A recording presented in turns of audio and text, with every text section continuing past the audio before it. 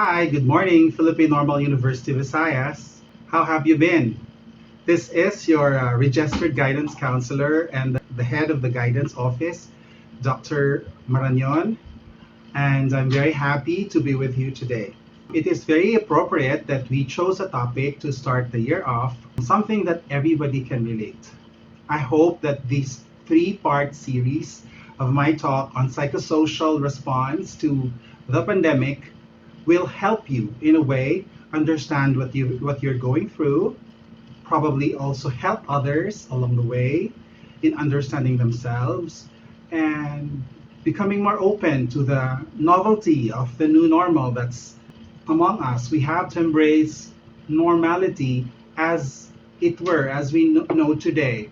3, 4 months ago, our lives were really different.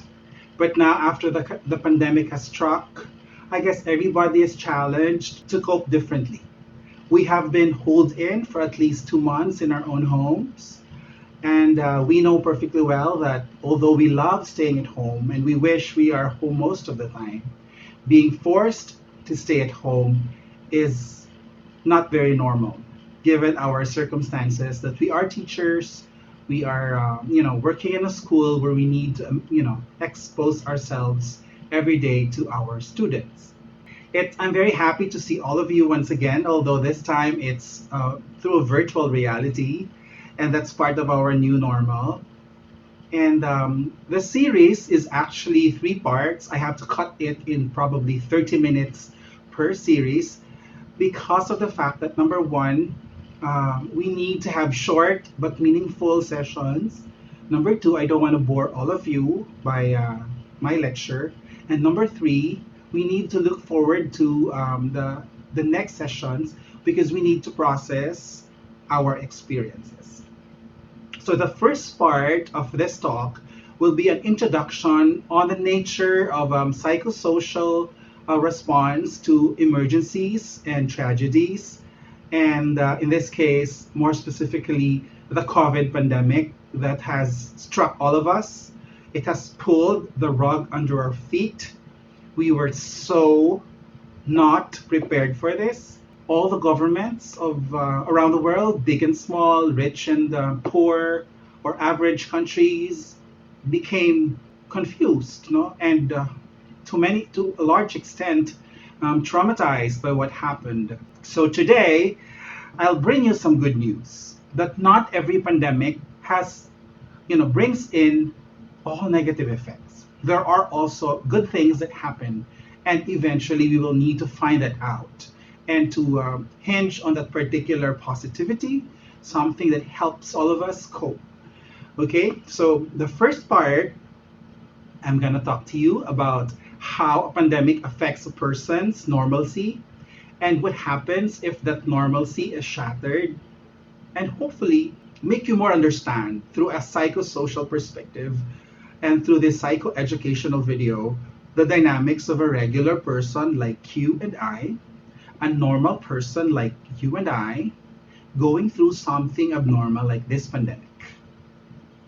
Sit back, relax, enjoy the video, hopefully.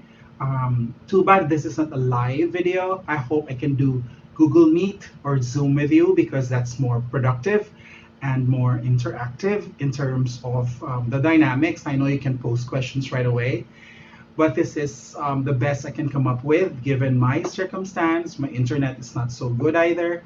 So I hope that you learn something from it, and I hope that our learning doesn't stop here because my part of my advocacy later on is to spread the positivity in the Cadiz area. Our city has also been beset with so many other things. No, it's not just the pandemic. It can also be poverty. It can also be joblessness and lack of connection to other people.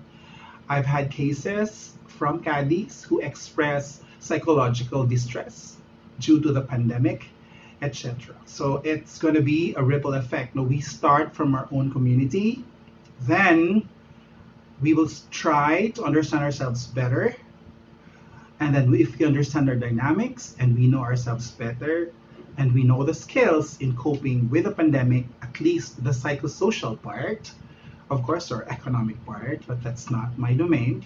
But the psychosocial part and hopefully the spiritual part we will take care of because we cannot give what we don't have. So, what this pandemic has brought us is shatter our sense of normality or normalcy and forced us to embrace this new normal as it were. We don't know how to really embrace of it or make how to make sense of it right now. I don't even know if this can be called normal, but this is as far as we can go. Parents who are old, grandparents who are vulnerable, very young children who are also vulnerable, and us who are productive. Even I myself, I'm very vulnerable because I'm also immunocompromised because I have asthma. Everybody feels a certain degree of danger. Everybody feels a certain degree of instability and confusion and uncertainty and a lot of fears and anxieties. So as we start the video, we hope that you are able to identify some of maybe the symptoms I'll talk about. And if ever you have those symptoms, you can freely talk to me via phone, via email, via chat, in whatever virtual channels that we can utilize to help you. Not just you, the faculty and staff, but also the students, and of course, our immediate community.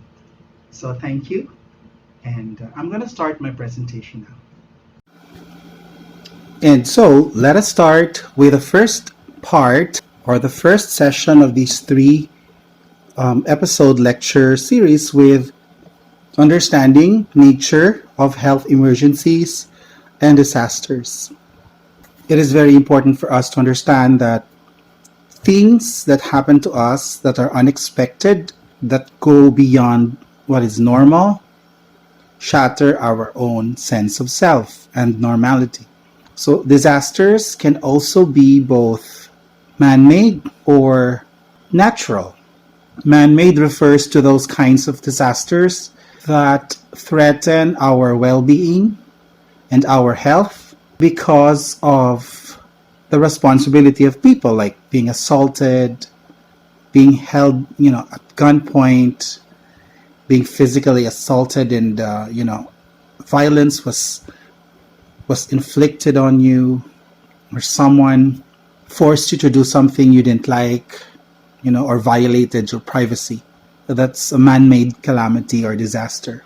The second type of disaster that could also impact our health are those beyond our control, like they call force majeure or acts of God.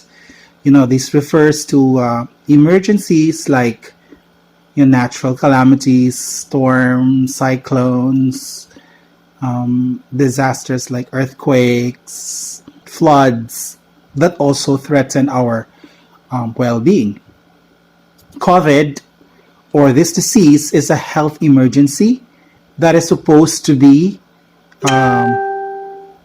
natural because it's naturally occurring. But the only problem is many people suspect also that this can be man-made. So we don't really know at this point. But the impact, whether it's natural or man-made, will be the same. So I go to the first slide on my discussion points. I will define very clearly what is traumatic stress, who are most affected by these stressors, and what are the common stressors among disaster victims, or maybe we can use the term survivors instead of victims. We also talk about psychosocial interventions and quick guidelines to psychosocial processing. Judith Herman, one of the lead authors on traumatic stress, defines trauma as something that has an inherent capacity to cause harm to any individual, regardless of the past experience and psychological makeup of every trauma survivor. So past experience refers to environmental factors that affect us, and the psychological makeup refer to the genetics of the person. So whether regardless, of your past experiences and psychological makeup or predisposition, to genetic factors and tendencies, you are still nevertheless affected. Psychological trauma, its power lies in its ability to provide or to provoke terror and powerlessness, exactly the way we feel about this recent pandemic. We're not yet over it. In fact, UP has projected that June is the time that we will reach our peak, and it seems like it's happening with the influx of OFWs coming home and potentially bringing in the virus in our otherwise low risk province. Then that evokes in us feelings of powerlessness and terror. We are afraid of something we do not see or we cannot see.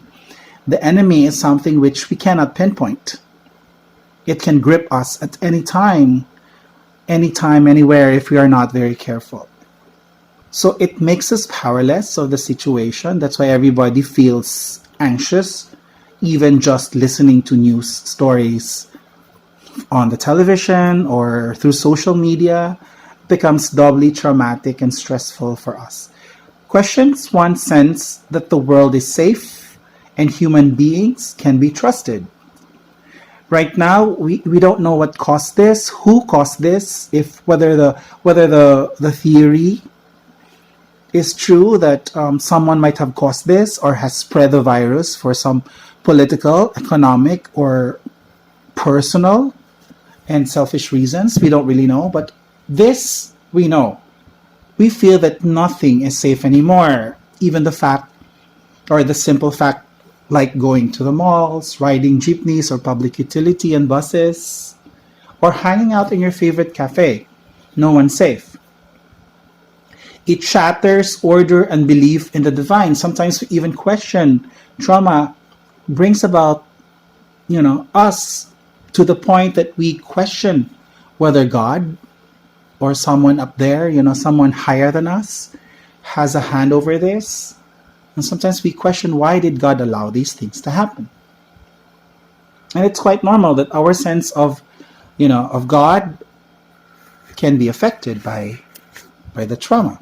Well, not everybody experiences trauma. Some people can be more resilient and can actually cope better, have better coping skills, are more, psychologically resilient and strong. But many of us at certain points experience trauma in smaller or bigger magnitudes. This slide talks about the vicious cycle of a person's vulnerability to traumatic events, more specifically this COVID pandemic. It talks about our personal and social vulnerability because it's not just a personal health issue. It's a national and international health issue that has reached the level of pandemic. If it were just in the Philippines, then probably we could just call it an epidemic. But now it has reached the greatest proportions, have infected millions of people worldwide, and have killed hundreds and thousands of people. So our vulnerability is not just personal. This is a highly communicable disease with no cure or proven cure yet. So we feel very, very vulnerable. So when an adverse life event like this happens, we feel vulnerable. And this vulnerability gives us or causes us certain distress. It can be physical, it can be in different realms of the personality, it can be emotional, cognitive, behavioral, and spiritual. And we need to cope. No? That's the cycle. We just have to cope.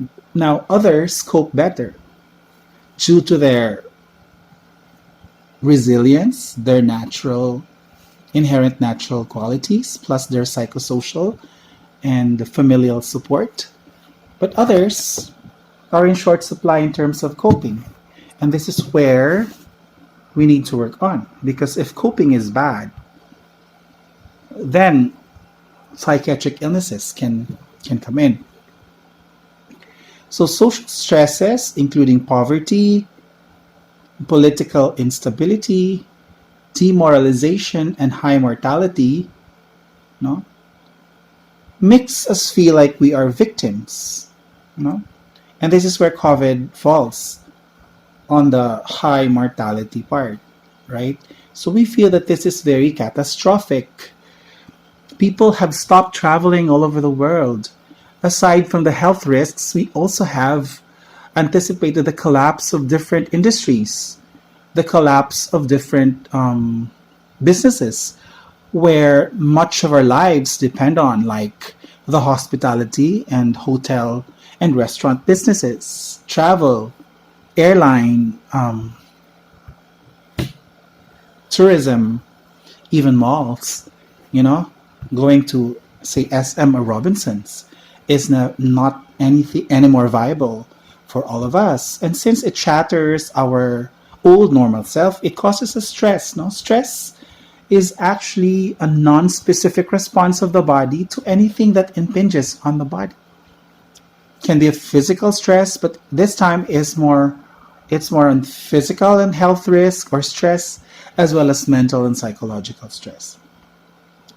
Now, it can also be exacerbated by triggering events like hearing stories on TV as to the number of COVID cases in our community, in our country, the number of deaths, family members, friends. For sure, we know of at least one friend who is working abroad as a nurse or is a frontliner and is directly affected by the virus, whether they succumb to it and they have faced mortality or they have survived it. But still, it can be very traumatic for them. So this it can also cause distress. It can cause um, different reactions and spectrum of reactions, like psychological coping. We call it defense mechanisms, like denial. We some people pretend that there is no virus. That's why they still go out as if it's just a normal day. Others release so much emotions, like they lose their cool in public, like what happened to Pinky Amador lately, that she lost her cool because she never realized that some people in her apartment building were actually OFWs who were stationed there, and they didn't even know that they were sharing elevator spaces with them. No, that causes them a lot of emotions like anger and fear. What else? Blaming, etc. So we have all these stress reactions, and people feel like they lack control. At a certain point, we feel that even going to the market, going to the dentist or to your doctor, we don't have any control over it anymore. We have had to withhold certain important things like going to church or taking a jog or exercising outdoors. So this is the part where psychosocial processing, community mobilization, and social support is needed. Everybody needs it. So that we ask the question, who will give us the support? Well, to be honest, because the World Health Organization, the UN, and all these agencies are swarmed by all these events, I don't think they have enough personnel to take care of all of us. That's why we, as victims at the very outset of this pandemic, would like to recover and regain control and let go of the instability and embrace our new normal. By the use of psychosocial processing, not everyone can do this, but if you want to be a volunteer, I can teach you how to do this. First, to help your immediate family members and then your community. We start small and we can help each other, and then we can train more people to be able to spread the goodwill. No? And our goal is at the end we become survivors and not victims. Well, recovery and regaining control is far off. We still don't know the end of this tunnel. We hardly see the light yet, because as what they say, the the vaccine is still being, developed. So that pretty much puts us in limbo. But still, we can find meaning in our present situations without losing hope, without giving up, and without feeling like victims. Okay. Now, what happens if people are traumatized? For some reason, people witnessed, heard of, experienced personally, or just saw it in the internet or from social media. What are the effects of trauma? So, this slide talks about your damaged self. Not totally, but some people lose a certain part of themselves. Like survivors of COVID would say that although they have survived it, they feel that they were traumatized and that they have lost a part of themselves. And maybe they have lost also a part of their physical functions, like maybe some parts of their lung functions are already not that good. Their lungs did not come back to 100% function. It violates your autonomy and basic bodily integrity. Of course, no, when you go through something as harrowing as COVID, like you yourself as a frontliner, for instance, going through it can be traumatic. It's like having cancer, or it's like having, a major health issue that puts you at risk and your life is on the line and you are very uncertain. It also makes you feel guilty and in fear. Sometimes, no, if, for example, you are the carrier of the virus and you remain asymptomatic, and you bring home the virus to, say, your vulnerable parent or partner or family members, and something happened to them, then it gives you strong feelings of guilt. Inferiority can happen to those people who feel that they are victims and they cannot do anything about it. Like right now, the COVID doesn't just provide or pose health risks. It also poses a lot of economic uncertainty and inferiority among people who have lost their jobs, people who are wondering what will happen to them, where they will get their next meal because they can't work or their businesses have closed down. You have pervasive distrust of community. Yes, you don't even trust people around you. You treat everyone as if they were COVID victims or they're asymptomatic carriers of the virus. And sometimes you feel disconnected because you cannot anymore have a face-to-face contact with others, which is the most healthy thing to do every day. Now, with virtual connections, I don't think that would suffice, considering that we are social people and we need, a very, very tactile and, concrete interaction with people. So that kind of disconnects us from people, especially if you don't have access to internet and you don't have social media, and for some reason you have a physical disability, like you cannot see. Can you imagine what happens to people who are deaf and mute and blind at this time of the pandemic? Can be more traumatic for them. There's a conflict between the will to deny horrible events and the will to proclaim them. Sometimes, you are at a loss and in a dilemma whether you will embrace this as part of the new normal, or you want to let go of the present and go back to the past. Depression can be caused by people wishing that things were normal. The things were the way they used to be. And sometimes people can also get anxious thinking about what will happen in the future. So anxiety is more future oriented. Our fears of what happens to us, to our employment, to our OFW family members who cannot come home, to our employment, to our studies and futures. Will you be able to go abroad? Because that's what you want to do after graduation.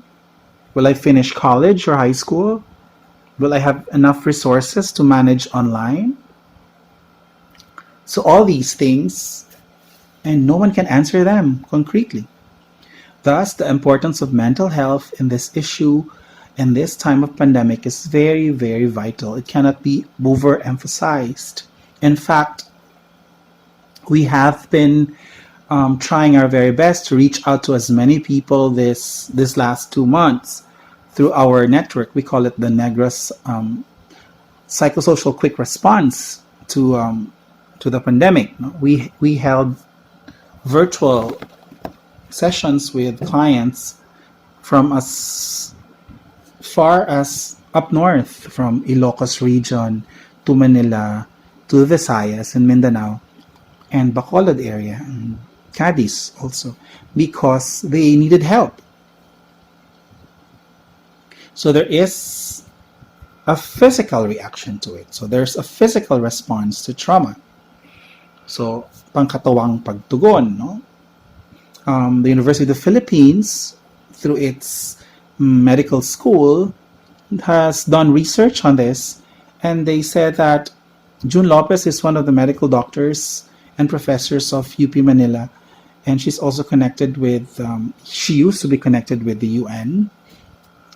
I quote her, she says, "Ito yung sinasabi niyong nervyos, kaba, di mapakali, di makatulog, sakit sa ulo, etc. Pagkahilo, nawala ng malay, nahihirapang huminga." Can you imagine if you think you have COVID and then you suddenly develop an anxiety response to it? You know, nag-hyperventilate ka. So you thought you're dying because of COVID, when in fact, it's actually an anxiety response. You know, for example, if someone told you, you went to SM today and 5 guards in SM tested positive. One of my clients said, "Oh my God, I feel like gahilan at kugulpi," or I feel sick today, or I feel like suddenly I have a sore throat. So all these, naninikip ang dibdib, you know, di makadumi, or you know, you have problems with bowel movement, or sometimes LPM, you know, nagtatae, pangangati, pananakit ng katawan, pagsusuka. All this, it need not be present, all of them in one person. But if it's pervasive, you know, can be signs that the person is undergoing traumatic stress. Physical responses also include pains in the body, you know, feelings of discomfort,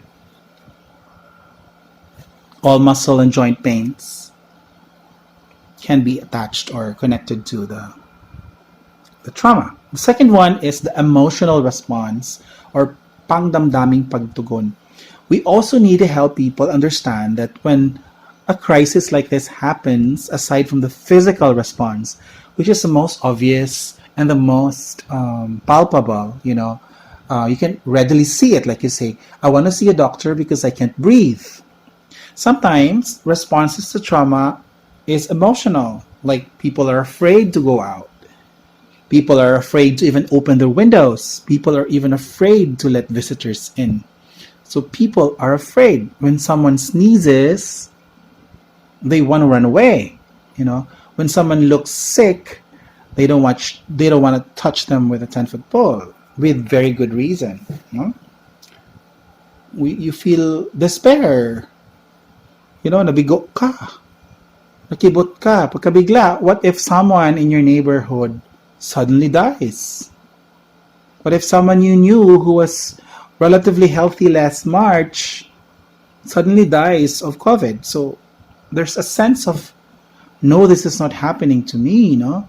Di matanggap ang pangyayari. Example, losing a doctor, losing a family member, a frontliner friend, or a colleague is very, very traumatic. Sometimes you feel hopeless, kawalan ng pag-asa, paninisi sa iba, so we blame the mayor, we blame the government, we blame the media, we blame social media, we blame ourselves, we blame the OFW for bringing in the virus, etc. It's no one's fault. The virus is probably spread by some, you know, decadent individuals, you know, people who are megalomaniacs with no empathy, if that were the case. Or it could be a natural occurrence. We don't really know unless we complete a good research on this. But still, we find someone to blame. That's part of our emotional response. Or sometimes you don't feel like you're happy. You lose interest. You feel suddenly lonely for no particular reason.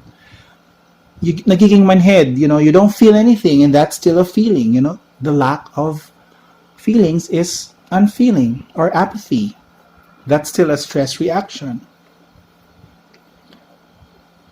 You avoid people, you don't want to see anything that reminds you of the event, so you cut yourself off from news, from articles, clips, or whatever that would remind you of the pandemic. With very good reason, especially when this is so traumatic to you. Then we have the mental response. This is one of the strongest and the most important thing we need to understand, because the way we think about the pandemic affects our choices, our behavior in the future. So, how do we make of this pandemic? What do we think about it? What is our interpretation of this? Because we have a very cognitive response to this. Sometimes we dream about it. It's very normal for you who have seen a lot this past 3 months to dream about it. Not just dream, but having nightmares of probably the virus is running after you, or you always have a recollection of probably something that shattered you, like maybe someone crying, the face of a doctor who just died, maybe Chinese people on the streets of Wuhan dying on the streets, etc. You can't believe that this is happening. You're confused, nalilito ka, kaguluhan sa pag-iisip, pagiging makakalimutin. You tend to be more forgetful than usual.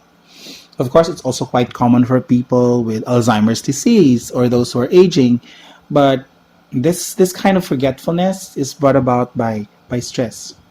You know, stressed out people become forgetful. When they are very forgetful, they become prone to accidents because they forget to maybe lock their doors. They forget to, turn off their gas stoves, or stuff like that. That puts them to more danger. You cannot make decisions. Do you want to work from home? Do you want to work? Do you want to leave work, or do you want to move to another place? You cannot even decide, even with simple things, because of stress. Pagiging suspetyoso or suspicious, you become praning, paranoid. Okay? So, when someone knocks on your door, you think the person brings in the virus. Or when someone coughs, you think he is already COVID positive. When you have suddenly develop a sore throat, maybe because of the heat of the summer, you think you're dying. So you become praning. And of course, you cannot sleep because of that, or sometimes you cannot think straight. Di makabalik sa dating mga gawain at pag-uugali. This is one of the important markers, or red flags in our functioning. If you cannot go back to your regular routine, it stops you from your regular function as a parent, as a member of the family, as a member of the community, as a member of your school or church, then there is a problem. No? So what are the symptoms of traumatic stress syndrome? I said earlier that not everyone will develop these traumatic stress syndrome. We can develop only one of them, but when you talk about syndrome, it's a host of different symptoms put together. It's a spectrum of all these different, symptoms that would be considered an illness, because the direction can be two. You develop post-traumatic stress symptoms or syndrome, which is quite normal. You develop many of the symptoms I talked about, or you develop post-traumatic stress disorder. That disorder is something that we want to avoid, and I cannot diagnose that kind of disorder because I am not allowed to. If you have developed that kind of disorder, you need to go see a psychiatrist or a psychologist to be diagnosed for that. And that might also need more help than maybe a regular guidance counselor can give. Maybe there's a need for medication or psychotherapy. Okay?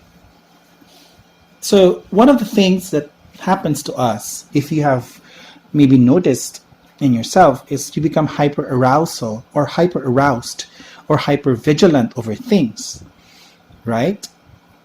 When there's new news about COVID, you already start reading or paying attention.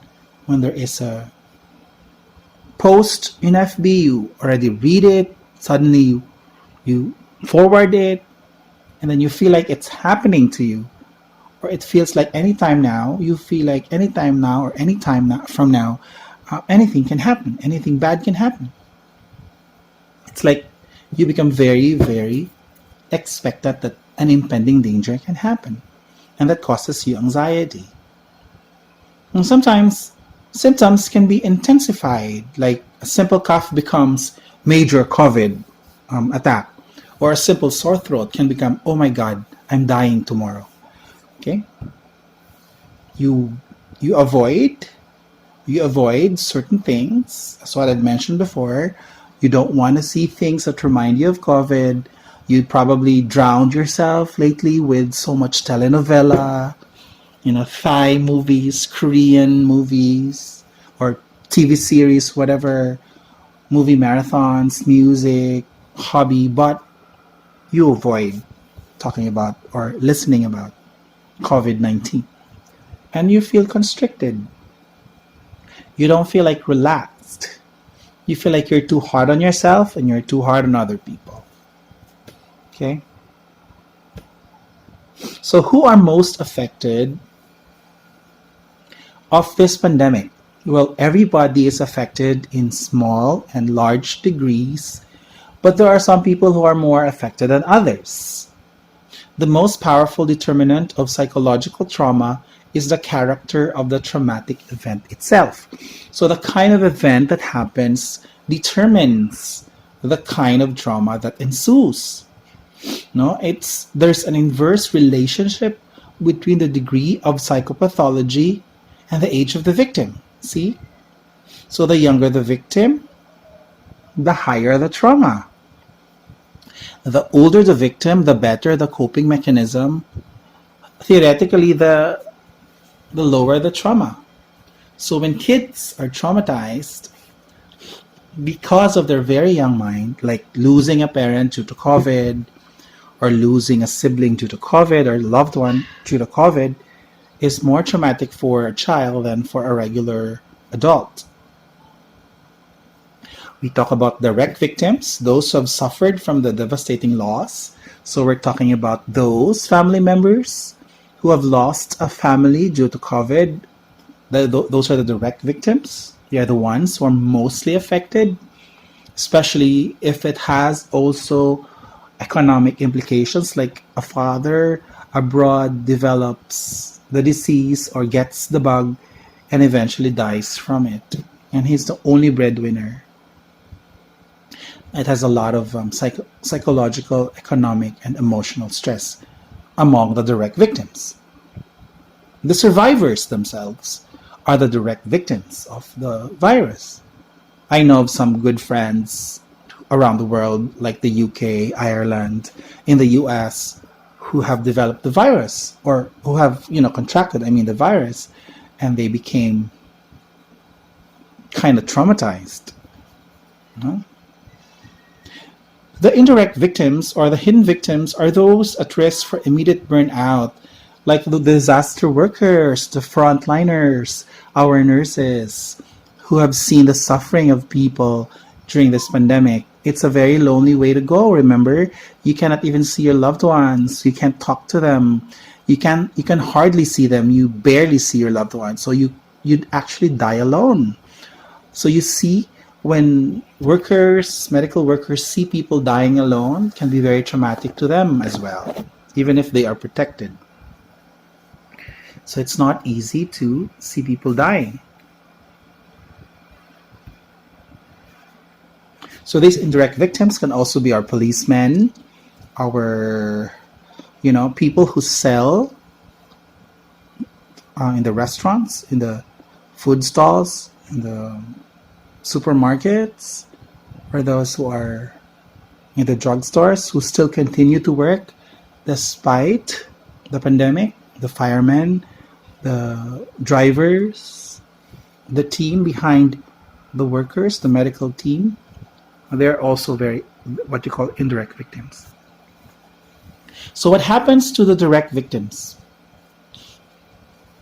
Direct victims, for sure, according to Lourdes Ignacio, another researcher, the direct victims are the ones who are mostly affected. The loss of loved ones is very devastating. The destruction or loss of property, in this case, this is not a natural calamity like a bagyo or a storm that destroys property, but maybe the loss of jobs or livelihood is real. No, and sometimes not just livelihood but family businesses.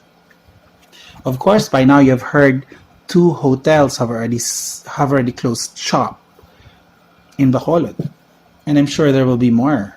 A lot of businesses are already closing. When you go to the malls, no one goes to the mall anymore. I'm sure it's a matter of months before a lot of them will declare bankruptcy. The loss of heritage is when a lot of people die, their homes ravaged, or their places of cultural significance are affected, but it's not applicable to the pandemic because we don't really lose our heritage because the pandemic is more of a medical issue. Poor living conditions in evacuation centers, it doesn't apply here because we are not supposed to be evacuated, but maybe poor conditions in the hospitals, the emergency rooms are swarmed by cases. ICUs, or in the States and the other parts of Europe, they call it theater. I sorry, not theater, but ICUs. I mean, theater refers to the operating room. The ICUs are swarmed by cases. Lack or delay of relief assistance, especially food. This happened to a lot of places here in the province when people had to stop working and were holed in at home and they did not have food to eat. And the government did not even deliver. We heard issues of the SAP being, claimed by other people, sometimes dead people who suddenly came alive and claimed the money, and the food that was distributed was not enough. And for someone who lived by the day, depending on, say, their daily sustenance on what they earn every day, can be very distressing. Repeated evacuations don't apply to us, but the cessation of normal daily activities in school, like or work, and the uncertainty of the future is very real. Even until now, we feel the uncertainty. Okay. Now, for the indirect victims, those who are frontliners, those who are second, they are on the line and seeing all these victims. You call them potentially the victims of secondary traumatization. They feel physical exhaustion. Can you imagine being, on call? Some nurses are actually being asked to have 12-hour shifts and they will just be sleeping one day at home and then they will go back. Some nurses were asked to just stay home for a week. After testing negative, they had to go back to work. So they were so undermanned. And we realize how important the role of the medical people now, most especially now. I think Britain, for example, could not have survived the pandemic without the presence of Filipino nurses there. Their NHS would have collapsed without the Filipinos. And a lot of Filipinos died there. Role conflict. Sometimes we don't know what our roles are. Are we victims? Are we survivors? Are we supposed to be helpers, or are we the ones being helped? Because sometimes these pandemics can cause us,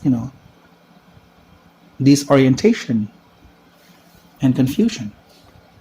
Organizational conflicts and disorganizations among agencies providing disaster management programs I guess there are problems on TV about people arguing what's the best thing to do, what's the best technology to use, and how to use it. And sometimes people in the DSWD are in conflict with people in the barangay. Because while the DSWD are setting certain standards, the barangay people are doing something else, or vice versa. No? So sometimes we expect the mayor to act more prudently or maybe more confidently, and sometimes they don't deliver. So it can be very frustrating. And people blaming each other. The effects for the community in general is the loss of community social structure.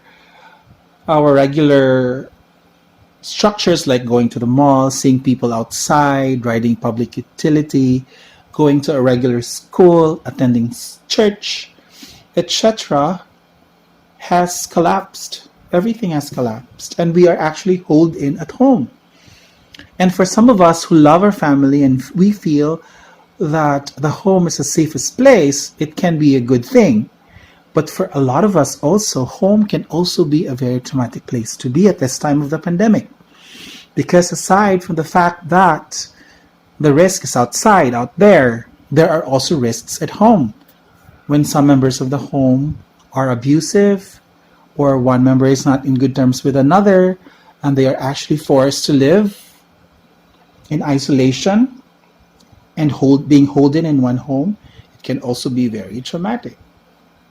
The loss of social support system. We are all social beings. We have friends, family, relatives, um, significant others outside of our homes, and we wanted to see them, and we cannot do that anymore. Much as we want to, the situation would not allow us. Sometimes community leaders are not available. Where are those people during the election that were so adamant in trying to help the poor? Where are they now? Where are the leaders who are supposed to step up and help us? They are actually holed in inside their, mansions in posh subdivisions. Where are the senators who were shouting for the poor and helping the downtrodden, the lost, the last and the least? Where are they now? I think they're gone, trying to save themselves. And only a few brave ones have stepped up. Lack of delay, or the lack or delay, not of delay, but the lack or delay in provision of relief assistance. That is a big problem because even until now, a lot of people in some parts of the Philippines have not even seen 1 peso of that SAP or that SAP or the community assistance, the goods. I don't think anybody, a lot of people, I mean, everyone has availed of that, especially those who need it the most. There's uncertainty of political and economic support from the national government. Our fear is that the national government would fall down and not be able to, help us cope with this pandemic. The best thing that we can do right now is actually help ourselves first by being okay, because being okay makes us think about possible options for the problem and for this big challenge. Because this COVID-19 is a great equalizer. It has equalized the lives of old and young, rich and poor, popular and popular, you know, Christians and non-Christians. Everyone is affected. So this is where I end my first presentation.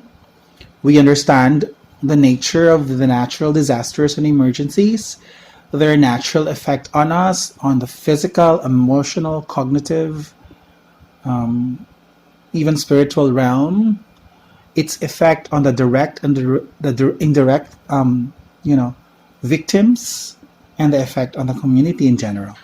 You can imagine that all these things we can relate with because everyone is affected. But the good news is help is on the way. Thank you. That concludes the first part of our three session lecture series. I hope you learned something significant and helpful. And looking forward to see you again in the next session. As an assignment, maybe you can also think about some symptoms I've mentioned and maybe list them down if ever you are experiencing them. And maybe you can email it to me or share it with me via Facebook, Messenger chat, or on any platform you're comfortable using. Thank you and see you in the next session.